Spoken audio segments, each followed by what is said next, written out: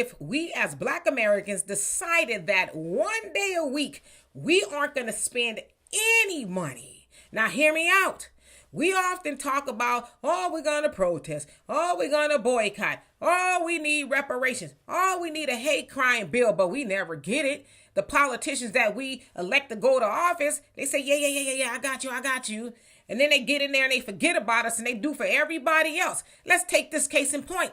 Y'all remember when Biden and Kamala got in office? Who got a hate crime bill? The Asian community. They got an Asian hate crime bill right away. There wasn't no protesting. There was none of that. Now, of course, that came from, Black people are the boogeyman. They're doing something to the Asian community because they showed all these videos of us being adverse to them, but not really giving it any context. And so there was no pushback from the Republicans. There was no pushback from the Democrats. They got that hate crime bill and they all stood around Biden and they were smiling. They were ebullient about what was going on. Now, we also know with the Asian community that they are the wealthiest group of citizens in America, right? But they're less in population to that of Black Americans. But politicians know that the Asian community, they're unified. They don't say, well, I'm Japanese. That has nothing to do with me. I'm Chinese. I'm Korean. They're like, nah, we Asians, right? And we need to make it do what it do.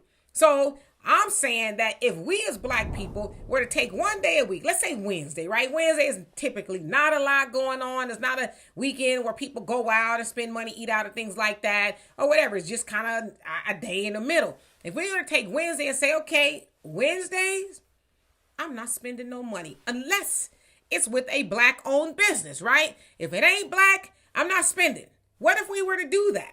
That would send a message to everybody else that we are not to be played with. And if you think we're going to do it one day, we might include two. Because I know we've been asked in the past, do it a week, do it a month.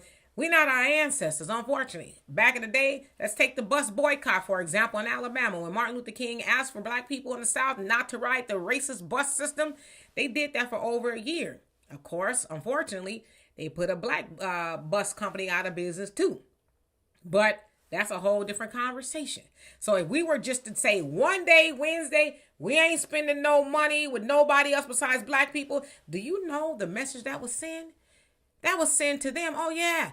We needs to be getting them their reparations. They need a hate crime bill. We need to get them everything they're asking because we already know that the biggest threat to America is Black unity, which is why they do any and everything in their power to keep Black people distracted and disunified in every way, shape, and form.